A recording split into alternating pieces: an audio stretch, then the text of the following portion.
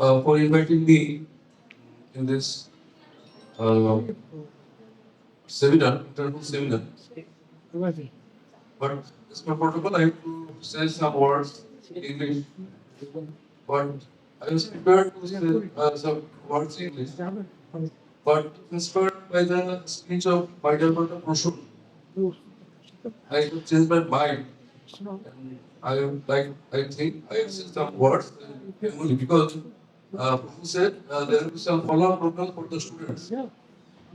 ছাত্ররা যারা এখানে বসে আছে তাদেরকে আবার জিজ্ঞেস করা হোক তোমরা কি কি শুনলে এখান থেকে পরবর্তী ডিপার্টমেন্ট করে সেই জন্য আমি ভাবলাম যে আমি অনেকক্ষণ তোমরা ইংলিশে শুনলে অনেকগুলি কথা আমি সামান্য কথা বলবো যেন বাংলাতে বলার চেষ্টা করবো the PPT is for the audience who don't understand Bengali and my audio is for the students who can understand Bengali এবং যারা এটা ভালো বুঝতে পারে তাদের জন্য আমি কথাগুলো বলছি আর যারা যারা বুঝতে পারছেন তাদের জন্য আমার ক্রিটিক্যাল থাকবে আমরা যখন শুনলাম টপিকটা নিয়ে বিভিন্ন জন বিভিন্নভাবে ব্যাখ্যা করলেন আলিসুর রহমান স্যার তিনি একটা থিওরিটিক্যাল ব্যাকগ্রাউন্ড বললেন এছাড়াও এখানে সকাল থেকে যারা বললেন সবাই মোটামুটি টপিকটা নিয়ে বললেন মার্জিনালাইজ কনসেপ্টটা মার্জিনালাইজেশন হোয়াট ইজ মার্জিনালাইজেশন বিষয়টা তারা বললেন সবাই যারা মতো ব্যাখ্যা করলেন তো আমার কাছে মনে হচ্ছে ব্যাপারটা একটু আপেক্ষিক কারণ আইকিউসি ডিরেক্টর স্যার তিনি খুব আক্ষেপে শুনে বললেন যে আমরা প্রান্তিক অঞ্চলে আছি আমাদের বিভিন্ন সমস্যা কেন সবকিছু কলকাতা কেন্দ্রিক হয় সেটা যারা আমরা এই সব অঞ্চলে থাকি আমাদের পক্ষে ভাবাটা তো স্বাভাবিক আবার দেখবেন যারা কলকাতা থাকে তারা সব ভাবে সবকিছু দিল্লিতে হয় কেন কলকাতা সবকিছু হয় না তারা নিজেদের কেন পার্সোনালাইজ ভাবতেই পারেন প্রান্তিক ভাবতেই পারেন আবার যারা দিল্লিতে থাকেন তারা সব ভাবেন যে সব কেন সমস্ত প্রোগ্রাম বাইরে হয় কেন কলকাতায় হয় না দিল্লিতে হয় না সবকিছু কিন্তু একটা আপেক্ষিকতার সাথে জড়িত আর বর্তমানে বিশ্বায়নের যুগে যেখানে এক ক্লিকেই সারা দুনিয়া আমার হাতের কাছে উপস্থিত হয়ে যায় এবং প্রত্যন্ত গ্রামাঞ্চলে আমি দেখেছি যেখানে ধরুন রাস্তা ঠিকঠাক নেই ভালো কমিউনিকেশন ব্যবস্থা ভালো নেই সেখানে কিন্তু আমরা জোম্যাটো বা ইকার্ট ডেলিভারি দেখতে পাই কাজে মার্জিনালাইজ আমরা আদৌ মার্জিনালাইজ কিনা সেটা মধ্যে আমাদের একটু অন্যভাবে ভাবতে হবে যাই হোক এই ভাবনার জন্য সেমিনার আগামী দুদিন বিভিন্ন বক্তারা তাদের বক্তব্য রাখবেন আর বিভিন্ন রিসার্চাররা যারা এই বিষয়ে গবেষণা করতে তৈরি করেছেন তাদের বক্তব্য থেকে এখানে উঠে আসবে সেমিনার আয়োজনটা কখনোই সার্থক হবে যদি বিষয়গুলি নিয়ে আমরা একটা সুন্দর পথ খুঁজে পাই কিভাবে আমরা মার্জিনালাইজেশনকে এখন ব্যাখ্যা করবো আমাদের কাছে বর্তমানে এই মার্জিনালাইজেশনের অর্থটা কি হওয়া উচিত সে একটা বিষয় আলোকপাত করবে সেমিনার আমার সেই বিষয় আছে এবং সেই আপনাদের প্রতি সেই শ্রদ্ধা ভালোবাসা সব ফুটুট রেখে আমি আমার যে সাবজেক্ট আমি বেসিক্যালি সাবজেক্ট আমি আমার দৃষ্টিভঙ্গিতে আমার পারস্পেক্টিভ এডুকেশন আমি কয়েকটি কথা এখানে বলার চেষ্টা করবো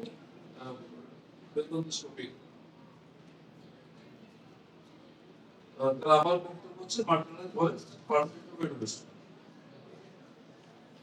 আমি খুব সংক্ষেপে কারণ নিজের আমাকে প্রথমে ইনভাইট করেছেন সেমিনার প্রচুর বক্তব্য এখানে থাকবেন অনেক ডিপার্টমেন্ট সেমিনার হচ্ছে কাজে আমাদের সবাইকে ডাকতে হবে যার ডিপার্টমেন্ট আছে সংক্ষেপে করা যায় আমি খুব সংক্ষেপে বলবো খুব বেশি অধৈর্যের কারণ বদল হবো না শোনাতে বলছি এটা আমার এখানে বক্তব্য খুব চার পাঁচটা খুব বেসিক পয়েন্ট কি পয়েন্ট থাকবে আমার বক্তব্যে প্রথম হচ্ছে আমরা ভারতবর্ষে আমি আমার সাবজেক্টটা আমরা ভারতবর্ষের যে মার্জিনালাইজ গ্রুপ যেগুলো রয়েছে তার মধ্যে প্রধান কয়েকটি কাকে আমরা আইডেন্টিফাই করতে পারি প্রথমটা হচ্ছে আমরা দলিত যাদেরকে আমরা পরবর্তীকালে শিডিউল কাস্ট বলা হচ্ছে দলিত একটা খুব prominent group of marginalise section of our society কেন শিডিউল বিষয়ে আপনার একবার করছিল আমি কিছু বলবো আমার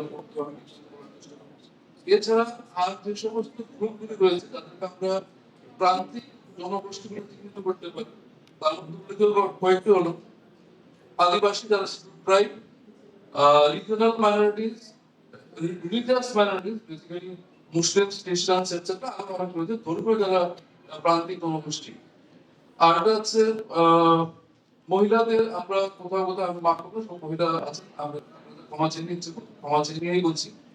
কোথাও কোথাও কিন্তু মহিলাদেরকে আমরা এইভাবে চিহ্নিত করে দেয় একটা মানে বিশেষ একটা জনগোষ্ঠী, মানে অবহেলিত বঞ্চিত এই জনগোষ্ঠীর তাদেরকে আমরা চিহ্নিত করে থাকি। আর এটা হচ্ছে আর্থিক দিক থেকে যারা পিছিয়ে পড়ে আছেন, আর এটা হচ্ছে জেনারেল স্পেশাল নিডস।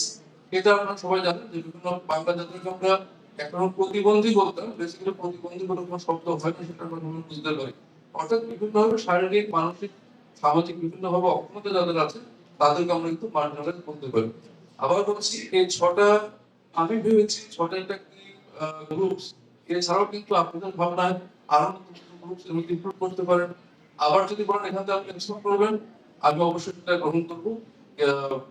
মানে আমি ভাবার কিন্তু দেখেছি ছটা গ্রুপকে আমার আমার মনে হচ্ছে এটা হচ্ছে মানে মূল গোষ্ঠী, তাদেরকে আমরা প্রান্তিক গোষ্ঠী হিসেবে চিহ্নিত করতে পারি।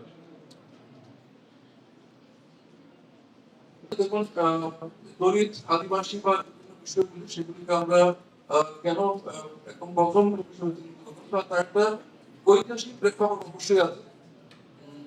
আমরা যারা শিক্ষার ইতিহাস আলোচনা করি বা আপনাদের ইতিহাস বিভাগের স্টুডেন্ট আছেন, যারা ইতিহাস নিয়ে চর্চা করেন বা আরো যারা ইতিহাস সমাজের আগ্রহ তারাও দেখে থাকবেন যে এই যে সমাজের যে বর্ণাশ্রম প্রথা, ব্রাহ্মণ পুত্র বৈশ্য পুত্র, এই যে বর্ণাশ্রম প্রথা এবং যার মধ্য দিয়ে আমরা এই মানে দলিত সম্প্রদায়ের উদ্ভব, মানে পুত্র সম্প্রদায়ের উদ্ভব, এটা কিন্তু আজকের দিনে নয়, এটা বহুকাল আগে থেকে বৈদিক যুগে ব্রাহ্মণ যুগের চর্চাটা ছিল। আর গীতাতে ভগবান নিজেও তিনি উল্লেখ করেছেন কথাটা, চতুর্বর্ণ বয়ান সৃষ্টি বিভাগ, যে গুণ এবং কর্ম বিভাগ অনুসারে চারটি বর্ণ আপনি সৃষ্টি করেছেন। ঈশ্বর গীতা ভগবান বলেছেন তিনি সকলের সৃষ্টি করেছেন, তিনি সব সৃষ্টি করেছেন, তিনি সেবা বর্তনকে মোটিভেট করার চেষ্টা করছেন। তিনি প্রধান বলেছেন সমাজের চারটে ভাগ, এই ভাগটা আমাদের সৃষ্টি এবং সেটা সৃষ্টিকে রক্ষার প্রয়োজনেই কিন্তু সমাজের মধ্যে চারটে ভাগ করা হয়েছে। আপনারা সবাই জানেন এটা নতুন করে কথা ঘটেই নয় যে ব্রাহ্মণ ক্ষুদ্র বৈশ্য ক্ষুদ্র এই চারটে ভাগের জন্য সমাজের সব কাজ কিন্তু নির্দিষ্ট ছিল এবং আমাদের একটা মানে কি বলবো একটা এয়ারটাইট কম্পার্টমেন্টে চারটে মধ্যে রাখা হয়েছিল, ওটা সুনির্দিষ্ট। ওটা দেখুন যারা রাজত্ব করতেন, যারা রাজা সম্রাট, তারা ছিল সর্বোচ্চ ক্ষমতার অধিকারী, কিন্তু তাদেরকেও একজন গুরু রাখতে হতো। তাদের বাড়িতে রাজ পরিবার যদি কোনো পূজা আচ্ছা হতো, যদি কোনো ধর্ম অনুষ্ঠান হতো, সেখানে কিন্তু সেই ধর্ম মানে পুজো করার জন্য তাকে কিন্তু ব্রাহ্মণকে ব্রাহ্মণ শরণাপন্ন হতে হতো। অর্থাৎ প্রবল পরাক্রমে রাজা সম্রাট মহারাজ যারা ছিলেন তারাও কিন্তু সরাসরি ঈশ্বরের কাছে ফুল নৈবেদ্য নিবেদন অধিকারী তারা ছিলেন না। এটা ছিল সামাজিক প্রধান একটা অংশ মাত্র। সেই প্রধান অংশ, সেই প্রধান কালচার ট্রেডিশন হিসাবে কিন্তু এই ব্রাহ্মণ ক্ষত্র বৈশ্য এই তিনটে গোষ্ঠীর তাদের যে সেবা শুশ্রূষা করা, তাদের জীবনটাকে সহজ সুন্দর করা, ভালো করা, ইমপ্রুভ করা, সেটাই ছিল একমাত্র শুক্র গোষ্ঠীর কাজ। অর্থাৎ ব্রাহ্মণ ক্ষত্রিয় বৈশ্য এই তিনটে গোষ্ঠী তারা যে কাজগুলি করতো, এছাড়া সমাজের যাবতীয় সমস্ত কায়িক পরিশ্রম সংক্রান্ত সমস্ত কাজ সেগুলি কিন্তু সূত্র করে নির্ধারিত ছিল। কাজেই এই যে আমাদের সমাজে দলিত সম্প্রদায় বা আমাদের সমাজে মার্জিনাল গ্রুপ যাদেরকে আমরা বলছি, তাদের যে মানে ডেভেলপমেন্ট, তার যে উঠে এসেছে, তাদের যে এই সিস্টেমটা এখানে শুরু হয়েছিল, সেটা কিন্তু আমরা পরিণতি দেখতে পাই। পরবর্তীকালে আমরা এই ব্রাহ্মণ যুগের অবসানে মধ্যযুগ সূত্রপাত হয়, সেখানেও কিন্তু এই ব্রাহ্মণ যুগের অবসানে চারটে বর্ণসম্প্রদায় না থাকলেও সেখানেও কিন্তু আমরা দেখেছি সবার কিন্তু সমান অধিকার ছিল না। স্বয়ং বুদ্ধদেব প্রথম মহিলাদের তার শিক্ষাধিকার স্বীকার করেননি, তিনি তো প্রথম বৌদ্ধ বিহার সেখান থেকে মহিলাদের অধিকার দেননি, এবং তার যে বৌদ্ধ ভিক্ষু যারা তাদের যে স্ট্রিক্টনেস তাদের পালন করতে, মানে মানে তাদের ব্রহ্মচর্য করতে, তাদের যে কঠিন অবস্থার মধ্যে অতিবাহিত করতে হতো, তার মধ্যে কিন্তু একটা অবশ্যই ছিল, সেটা হচ্ছে সম্পূর্ণভাবে নারী সঙ্গ পরিহার করতে হবে। অর্থাৎ নারীর অবস্থান সেটা কিন্তু বৌদ্ধদের প্রথম অবস্থা স্বীকার করেনি, যদিও পরবর্তীকালে সেটিকে নারীদের শিক্ষার অধিকার সম্পর্কে চেষ্টা করেছেন, মেনে নিয়েছিলেন। এরপরে ইসলামিক শাসন সূত্রপাত হয়। ইসলামিক শাসন তাদের কাছে কিন্তু একটা তারা বহির্বিশ্ব থেকে ভারতবর্ষে এসেছিলেন শাসন করার জন্য, এবং সেখানে কিন্তু তারাও খুব বেশি এই বর্ণাশ্রম পথে তাদের খুব বেশি মনোযোগ দেননি। তারা কিন্তু চেষ্টা করেছিলেন ইসলাম ধর্ম প্রচার এবং মক্তব মাদ্রাসার প্রতিষ্ঠা। প্রথম দিকে তারা শিক্ষায় গুরুত্ব দেন, তারা হিন্দু বৈদিক সভ্যতার যে সমস্ত শিক্ষালয়গুলো ছিল সেগুলিকে তারা ধ্বংস করে সেখানে মক্তব মাদ্রাসা বর্ধিত শিক্ষা প্রতিষ্ঠা করে শুরু করে। একটু ঐতিহাসিক সত্যি। যাই হোক, পরবর্তীকালে তারা কিন্তু মানে কিছু কিছু উদার মানুষকে প্রশাসক ছিলেন, আকবর ঔরঙ্গজেব পাহাড় ছিলেন, তারা কিন্তু এই সমাজের যে মানে বর্ণাশ্রমতা মানে বর্ণভেদ প্রথা হিন্দু জনগোষ্ঠীর মধ্যে যে মার্জিনালাইজেশন, এখান থেকে বের করে নিয়ে আসার জন্য তারা কিন্তু চেষ্টা করেছিলেন। এবং তারা কিন্তু যেমন আকবরের যে তিনটাই ধর্ম, সেখানে কিন্তু তার বক্তব্য ছিল সবাই সমান, অর্থাৎ মানুষ মানুষ বিভেদ তারা কিন্তু স্বীকার করেননি। পরবর্তীকালে আরো বিভিন্ন ঔপনিবেশিক শক্তি ভারতবর্ষে আসে, যার মধ্যে ফরাসি বা ইংরেজ, তারাই ছিল দীর্ঘ সময় ভারতবর্ষ শাসন করেছিল। তারাও কিন্তু ওই যখন মানে বণিকের মাধ্যমে যখন রাজতন্ত্রে রূপান্তরিত হয়, তারা কিন্তু সমাজের মধ্যে খুব একটা মানে এই সমস্ত বিষয় তারা খুব একটা কর্ণপাত করেন, কারণ তাদের কাছে শাসন এবং শোষণ ছিল প্রধান। কাজেই বর্ণাশ্রম প্রথা মানুষ শোষিত হচ্ছে কিনা, বা যারা যখন শূদ্র সম্প্রদায় তারা ডিগ্রেড হচ্ছে কিনা, সেগুলো তারা খুব একটা গুরুত্ব দেননি। কিন্তু এখানে আমরা দেখতে পাচ্ছি কিছু কিছু এনলাইটেড যারা ছিলেন, যারা শিক্ষার প্রচার চেয়েছিলেন, আহ তারা উইলিয়াম গেট থেকে শুরু করে পরবর্তীকালে বিভিন্ন সময় বিভিন্ন শিক্ষামন্ডলী যারা যে সমস্ত ইংরেজ প্রশাসক ছিলেন, তারা কিন্তু এই শিক্ষা ক্ষেত্রে এই মার্জিনালাইজেশনের বিরোধী ছিলেন। অর্থাৎ অর্থাৎ মানে এই যে সবাই শিক্ষার অধিকার সবার সবার থাকবে, এটা তারা কিন্তু এস্টাবলিশ করতে চেয়েছিলেন। এবং সেই সময় যারা ভারতবর্ষের স্বাধীনতা সংগ্রামী ছিলেন, তারাও কিন্তু যারা শিক্ষার কথা বলেছেন, তারাও কিন্তু বুঝতে পেরেছিলেন যে ভারতবর্ষকে ঐক্যবদ্ধ করতে গেলে আমাদের মধ্যে কিন্তু যে সামাজিক যে কুপ্রথা যেগুলো রয়েছে, কুসংস্কার যেগুলো রয়েছে, মানুষের মধ্যে বিভেদ যেগুলো রয়েছে, সেগুলো থেকে আমাদের বেরিয়ে আসার চেষ্টা করতে হবে। এবং তারা সেটা করতে পেরেছিলেন বলেই হয়তো 200 বছরের মধ্যে আমরা কিন্তু স্বাধীনতা অর্জন করতে পেরেছিলাম। অর্থাৎ তারা মানুষের মধ্যে এই বোধটা জাগানোর চেষ্টা করছিলেন যে আমাদেরকে এই সমস্ত সামাজিক কুপ্রথা থেকে বেরিয়ে আসতে হবে। কিন্তু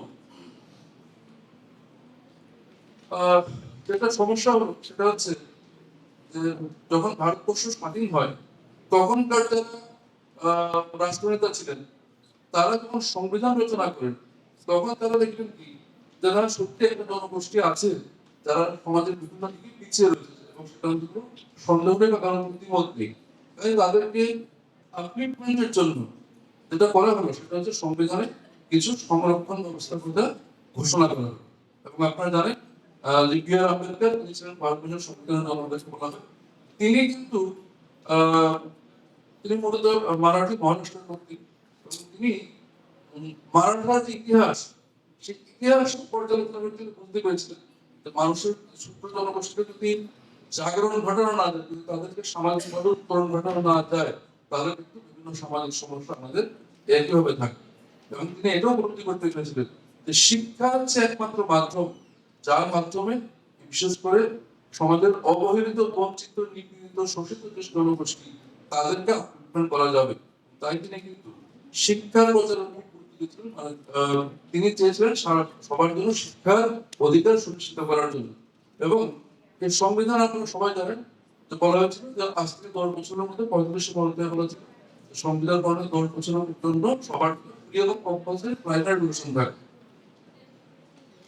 কিন্তু সমস্যা হচ্ছে সে 10 বছর অতিক্রান্ত হয়েছে, আজকে প্রায় 80 বছর বা তার বেশি সময় হতে চলবে, কিন্তু আমরা এখনো সেই সবার জন্য ফ্রি এবং কম্পালসারি এডুকেশনটা সুনিশ্চিত করতে পারিনি।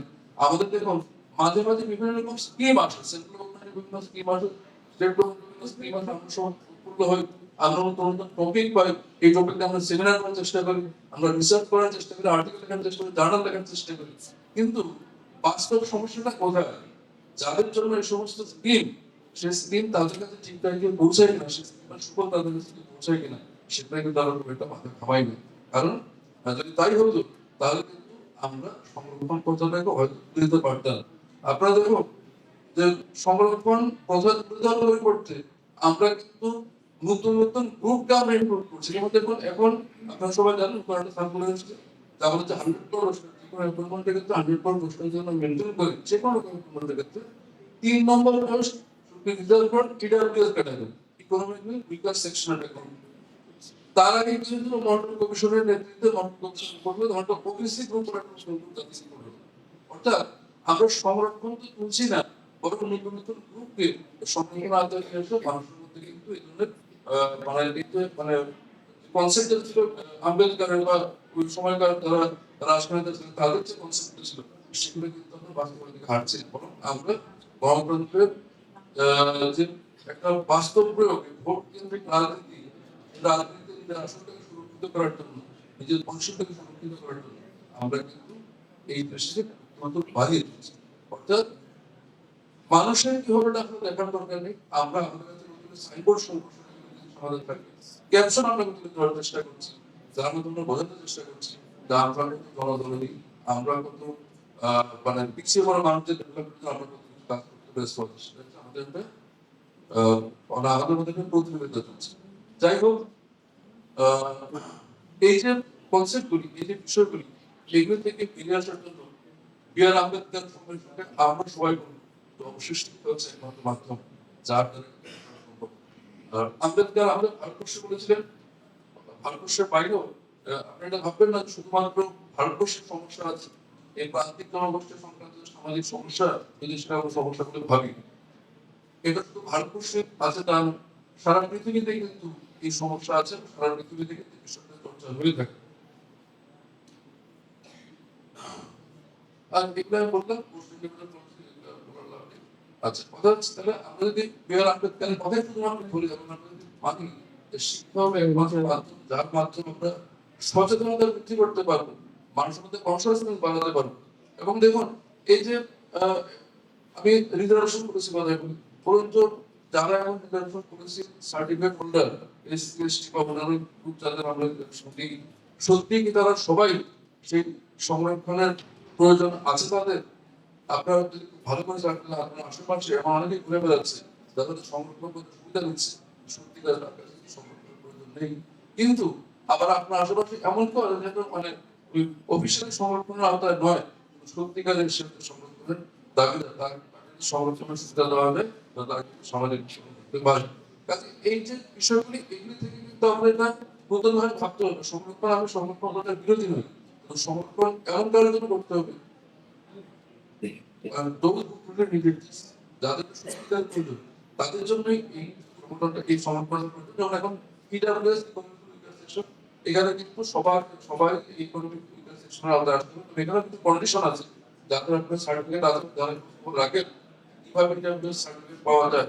আপনারা দেখবেন সার্টিফিকেট পেতে গেলে এত রকম অফিসিয়াল প্রোটোকল আপনাকে মেনটেন করতে হবে, তা আপনি কিন্তু ধৈর্য হারিয়ে ফেলবেন যে সেটা আপনি সার্টিফিকেট আদায় করবেন।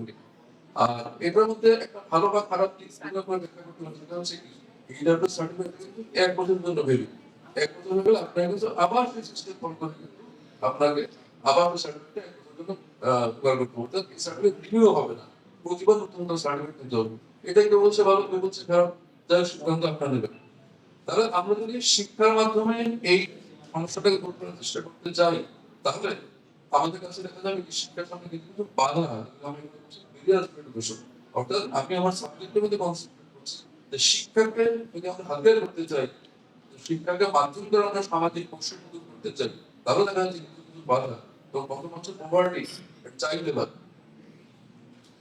প্রান্তিক, আমরা তো বলতে আপনার প্রান্তিক, যেটা আমি বিশ্বাস করি আপনার প্রান্তিক, আমি তো বলতে পারি আলাদা থেকে আমি প্রান্তিক।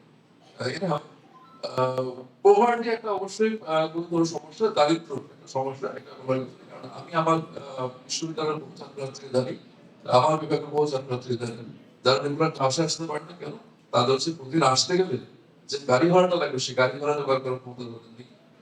আর অনেকেই জানি তারা ভোরবেলা বাড়ি থেকে বেরিয়ে আসে, রান্না বান্না হয় না, এখানে এসে 10 টাকা করে টাকা রুটি খায় সারাদিন, আবার সে কখন রাতে বাড়ি ঘুরে গিয়ে সে খাবে হয়তো। এই জন্য তারা ক্লাসে আসতে পারে না। অনেকে দেখি মানে আমার সঙ্গে আমার অভিজ্ঞতা আছে, অনেকে আমরা দেখি মাঝে মাঝে বিভিন্ন ডিপার্টমেন্ট অফ স্টুডেন্ট মাথায় করে পড়ে যায়।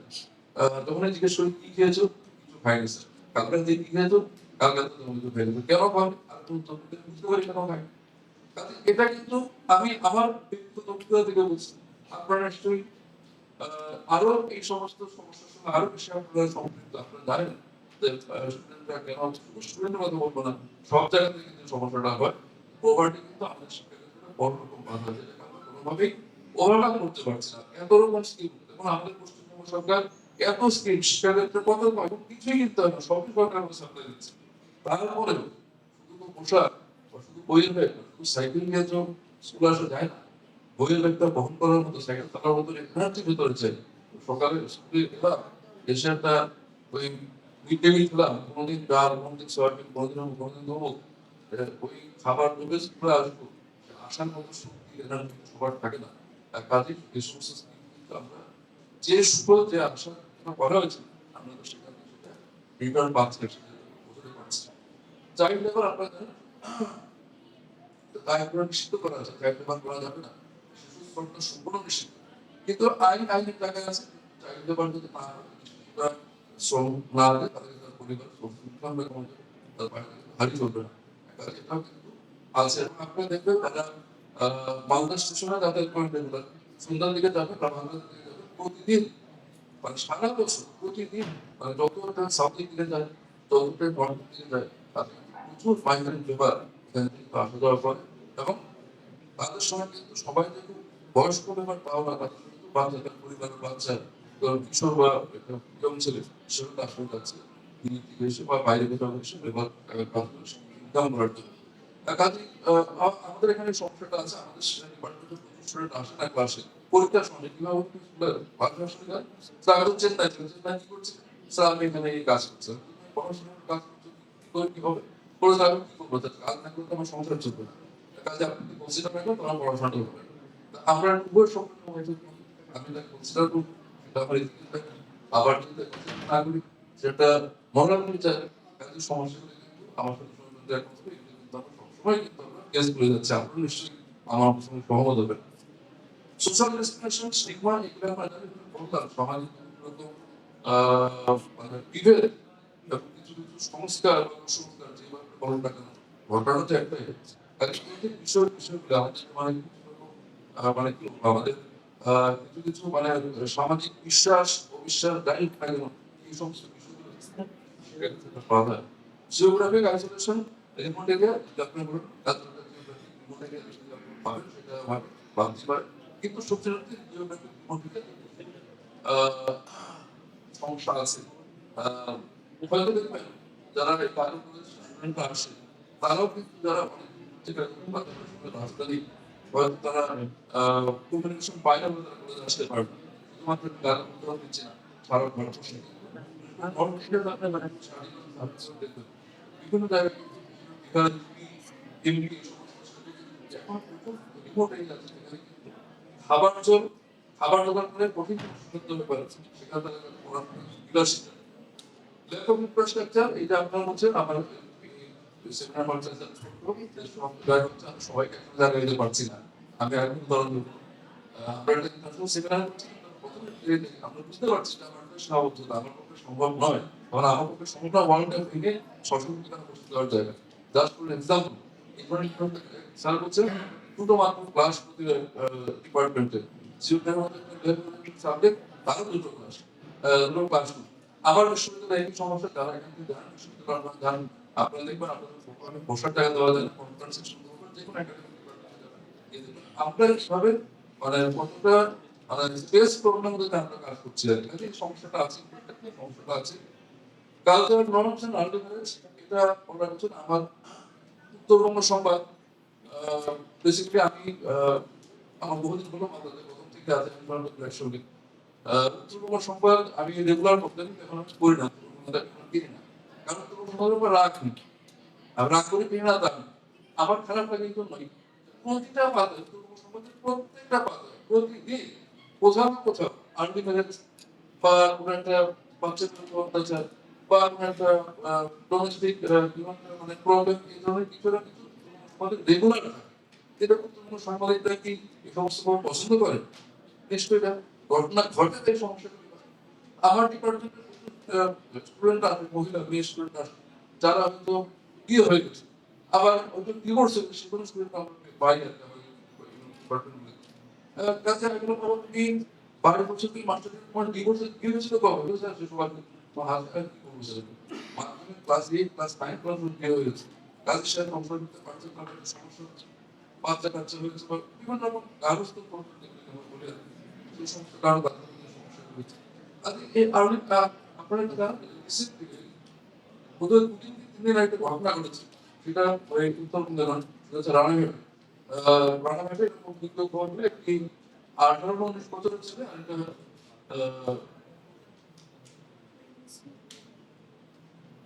18-19 ছেলে আর একটা 16 বছরের মেয়ে তার বিয়ের জন্য তারা সবাই একটা মন্দিরে জড়ো হয়েছে এবং পুলিশ প্রশাসন ফোন করার সঙ্গে সঙ্গে সেখানে যায়, গিয়ে সে মেয়েটিকে ছেলেটিকে তাদের গার্জেনকে সকলে খুঁজে খুঁজে রাখতে করে বিয়ার হবে না, যে প্রশাসন চলে গেল ওই প্ল্যাটফর্ম পরিস্থিতি অনেক চলে যাওয়ার পর সঙ্গে সঙ্গে বিয়েটা হয়ে গেল। তাহলে এই যে বোঝাগুলো তাদেরকে তারা এইটাই বলে যে ঠিক আছে আমরা করবো না, সেটা হচ্ছে জানা যে আমরা একদিন না হলে আমার ধরনের থানায় চলে যাবো সেটা জানা, যে ওরা চলে গেল ওরা পুলিশ গাড়ি চলে গেল, তারপর সে বিয়েটা হয়ে গেল। তাহলে দেখুন আপনারা তো বলছেন কাজল মার্জিনালাইজ রানাঘাট কলকাতা শহরের কাছে লোকাল অঞ্চল, ওখানে কি সমস্যাটা আছে? তাহলে এই যে সমস্যাটা এটা শুধু কাজল শুধুমাত্র মালদা রানাঘাট মাত্র দক্ষিণ চব্বিশ পরগনা সুন্দরবন সেটা নয়, কিন্তু এই সমস্যাটা সারা ভারতবর্ষের সব জায়গায় ছড়িয়ে আছে কিন্তু। এবং এখানে এই আর্গুমেন্ট প্রশাসনের সমস্যাটা কোথায়? সমস্যা হচ্ছে আর্গুমেন্টের যে রেজাল্ট সেটা প্রশাসনের কাছে সমস্যা। আর্গুমেন্ট একটা আমার কি যায় আসে, তার যে এফেক্টটা সমাজের ক্ষেত্রে সেটাও হচ্ছে আমার মাথায় হতে কারণ কাজে আমাকে আর্গুমেন্টটা রোধ করতে এই কারণেই কাজে আমি আপনাদের বলবো আমি যারা এখানে সূচনা গল্প করতে ভালো লাগছে না সবাই কিন্তু বলবো তোমরা সপ্তাহে প্রতিরোধ করবে, যত রকম প্রলোভনে আসবে যত রকম সমস্যা আসবে না কেন এখানে এই ভাবে কিন্তু পা দেওয়া যাবে না। তোমাদের নিজের ভবিষ্যতের জন্য, তোমাদের সন্তান সন্ততির ভবিষ্যতের জন্য তোমরা কিন্তু কখনোই পারে পা দেবে না। যদি কোথায় ঘটনা ঘটতে তোমাদের সেটাকে প্রতিরোধ করতে হবে, যেটা আমরা পড়াশোনা করবো বা আমার বন্ধু পড়াশোনা করবো বা আমি ভাই পড়াশোনা করবো তাকে দিতে হবে, দিয়ে দিয়ে এটা কিন্তু করবো না। সেফটি কনসার্ন স্কুল এটা একটা বড় সমস্যা, এটা আমাদের আমরা দেখতে পাই বিভিন্ন ধরনের সমস্যা ঘটে সবাই জানেন, বিশেষ করে গার্লসদের ক্ষেত্রে ছাত্রীদের ক্ষেত্রে বিভিন্ন সেফটি কনসার্ন থাকে, সেগুলো একটা সমস্যা কারণ অনেক স্কুলে যায় না এই সমস্ত কারণে। কালকে একটা খবর ছিল সেটা আপনারা দেখে থাকবেন যে অধ্যাপক ধরা পড়েছেন তার কাছে তার ছাত্রীর সঙ্গে 30 টাকার ভিতরে তার মোবাইলে পাওয়া গেছে, প্রতিবাদ করেছে ধরা পড়েছে, অর্থাৎ তিনি বিভিন্ন সময় তার 3টা ছাত্রীর সঙ্গে ভিডিও করে রেখেছেন, তার মোবাইল পাওয়া যায়। একটা থ্রেট গার্লস স্টুডেন্টদের ক্ষেত্রে তারপর ফেসিলিটি এটা একটা বড় সমস্যা জানেন, মানে এখানে তো কলেজ স্কুলে যায় মেয়েরা কিন্তু কোচিং স্টেজে যে সমস্ত মেয়েরা স্কুলে পড়া থাকে তারা যদি সব সিলেকশনটা ঠিকঠাক না নিয়ে পায় না কলেজে সে কিন্তু একটু শারীরিক স্কুলে যাবে। তবে এগুলি আমাদের একটু মাথায় রাখতে হবে, আন্ডার প্রাইভেট স্কুল যেখানে আছে সেখানে ঠিকঠাক মান দেওয়া যায় ভয় করে থাকবে, ছেলে মানুষদের শিক্ষার প্রতি আগ্রহ বাড়বে। তারপর হচ্ছে টিচার্স এটা তো একটা বড় সমস্যা অবশ্যই, বিশেষ করে আমাদের স্টেটে এখন টিচার ট্রেনিং এর নামে যা প্রহসন চলছে সেগুলো কিন্তু আর আমাদের বলার মতো জায়গায় নেই। আমি জাস্ট একটা উদাহরণ দিচ্ছি, আমরা যখন পড়াশোনা করতাম আমি তখন দেখলাম অনেকে বাইরে যেত, বাইরে স্কুলে যেত, ওখানে গেলে খুব সহজে ডিগ্রি নিয়ে আসা যায়, কোনো কিছু করতে হয় না। আর এখন আমি দেখছি, এখন আমি যখন কলেজগুলোতে যাই আমার কাজে তখন আমি দেখি এখন বাইরের স্টুডেন্ট আমাদের সেটা আসে, কারণ এখন এখানে সহজে ক্লাস করতে হয় না, ভর্তির সময়টাই সিস্টেম তোমার কনফার্ম যেটা ক্লাস করতে হবে পরীক্ষার সময়, পরীক্ষার সময় আসতে পারে কিছু পড়াশোনা করতে হবে, দেখুন ছবি করে বেড়ায় কিভাবে পরীক্ষা হচ্ছে ভবিষ্যৎ লোকেরা কাজে আমি কাউকে অশ্রদ্ধা করছি অসম্মান করছি না, যেটা সিস্টেম এটা বাস্তব সত্যি সেটা আপনাদেরকে বলছি। কাজে এই যে ট্রেনিং এর ক্ষেত্রে তাদের ক্ষেত্রে সমস্যা থাকে তারা সে কতটা ভালোভাবে পড়াবে, ট্রেনিং এর যে উদ্দেশ্য এইভাবে অসফল হয় তারা কিভাবে সফল টিচার হবে সেটা অবশ্যই একটা প্রশ্নের বিষয়। ডিসপার্টিতে আপনার এটা আমি কিছু বলবো না, শহর এবং গ্রামের মধ্যে সমস্যা একটা ডিসপার্টি ছিলই থাকবে, সেটা স্বাভাবিক। কিন্তু এখন যেহেতু আমাদের কাছে যোগাযোগ ব্যবস্থার উন্নতি, প্রযুক্তিবিদ্যার উন্নতি, তার ফলে কিন্তু এই সমস্ত সমস্যা থাকবে পেরেছে। তাহলে এখানে আমি সব লিখেছি যে বিভিন্ন কাজ কিভাবে কিভাবে ইমপ্রুভ করতে পারে, আমি যেগুলিকে আপনি ওভারকাম করতে চান বা আমি কিছু পয়েন্ট এখানে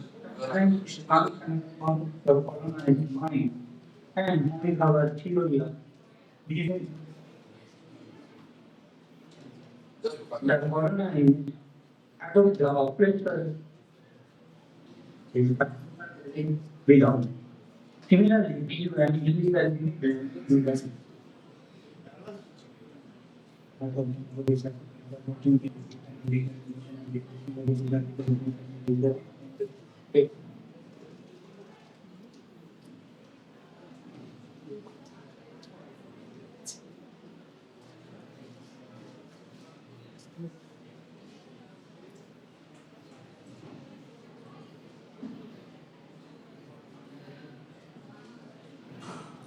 তবে যদি আমরা সমস্যাটা সমাধান করতে মেজরটা ওভারকাম করতে চাই, তাহলে আমরা কিভাবে করতে তার জন্য পয়েন্ট নিতে হচ্ছে আমি সময় সংক্ষেপের জন্য আমি বেশি ব্যাখ্যা করছি না। একেবারেই সহজ কতগুলি বিষয় সেটা হচ্ছে মানে বিভিন্ন রকম সামাজিক সমস্যা আমরা সেটাকে হাতে করতে পারি সেগুলি